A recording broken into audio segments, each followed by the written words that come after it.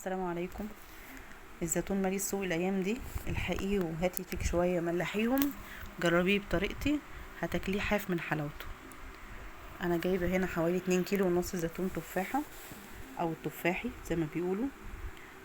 اول حاجه بجيبه بشقه كده بالسكينه من الجنب كده. ما تنسوش يا جماعه لايك كده وكومنت حلو منكم بيفرحني قوي لما بشوف تعليقاتكم واعملي شير للفيديو، يعني غيرك يستفاد. اخلص الكميه كلها زي ما انتوا شايفين كده، وبعد كده هغسله غسله كويسه قوي، انزل كل التراب اللي فيه. وبعد ما يتغسل معايا غسله حلوه هنقعه في ميه. انا بسيبه يومين منقوع في ميه، كل يوم صبح وليل بغير له الميه بتاعته عشان ينزل المراره اللي فيه. بعد كده خلاص، بعد ما قعد يومين بصوا حتى مكان الفتحه تحسيها متفتحه. جهزت بقى الحاجه بتاعتي، الفلفل والجزر والكرفس والثوم وهرسة الشطة. هبتدي بقى ايه اجهزه، هحطه بس في حاجة واسعة علشان اعرف اقلبه كويس. نزلت بالزيتون، بعد كده الفلفل والجزر. انا جبت حوالي كيلو جزر، بشرت تلته وعملت التلتين قطعتهم زي ما انتوا شايفينه كده. حطيت الثوم وهرسة الشطة والكرفس ومعلقتين عصفر ومعلقة حبة البركة. الملح بقى كل كيلو بياخد حوالي 5 معالق ملح. حطيت لل2 كيلو ونص حوالي 13 معلقة ملح، ودول اللي في الاخر معلقتين سكر. السكر مادة حافظة وفي نفس الوقت بيخلي الزيتون لحد اخر واحدة يفضل معاكي بيقرش كده وطعمه جميل. معلش انا اسفة عشان بس عندي برد فمش عارفة اتكلم شوية. بعد ما قلبت معايا الخلط كويس قوي هبتدي بقى اعصر الليمون.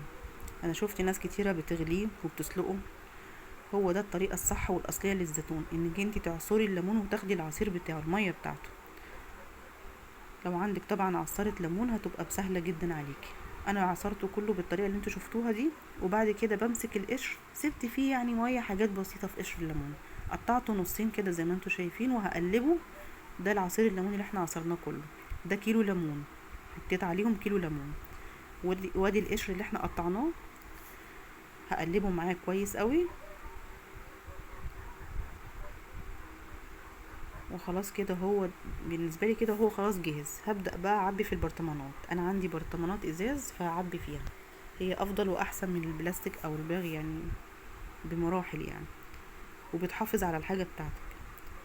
هعبي الزيتون بتاعي كميه بسم الله ما شاء الله، يعني عملت معايا البرطمان الكبير ده وعملت 3 صغيرين اللي هو حجم الكيلو، يعني برطمان حجمه كيلو.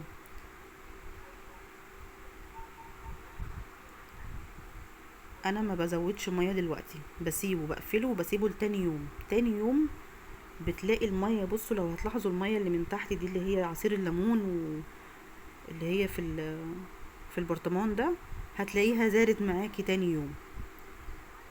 فانا ما بحبش ازود المية في يوميها، بسيبها لتاني يوم وبعد كده بغليله مية واسيبها تبرد وبعد كده ازوده. عشان لو زودتي المية دلوقتي وجيتي تاني يوم هتلاقيه بيعمل زي فوران كده وهتكب من البرطمان المية، حتى لو قافلاه بايه هيكب منك برضو مية. انما بالطريقة دي بصوا البرطمان المية مثلا التلت، بصوا تاني يوم وصلت للنص ازاي، والله ما حطيت اي نقطة مية عليه زي ما انتوا شايفينه كده. ده تاني يوم. بصوا المية انا بحطها دلوقتي اهي، غليت مية وسبتها تبرد وزودتها بيه، وبرج البرطمان كويس قوي كده، افضل اقلب فيه كده كويس عشان كله يختلط ببعضه. وهسيبه اول ما هيحتاج مية تاني برضو ايه هزوده لحد ما يتغطى الزيتون، تغطي وش الزيتون بتاعك بالمية كويس قوي اهو زي ما انتوا شايفين.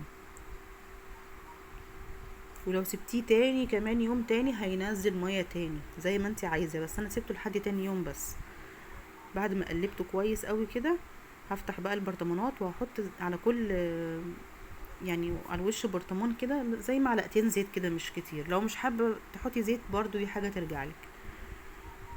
معلقتين زيت على الوش كده وخلاص يعني.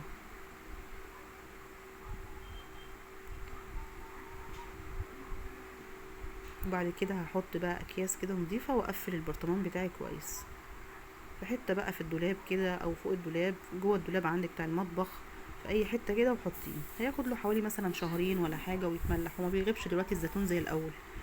ان شاء الله لما يتملح ونفتح عليه مع بعض وهنشوفه ان شاء الله مع بعض.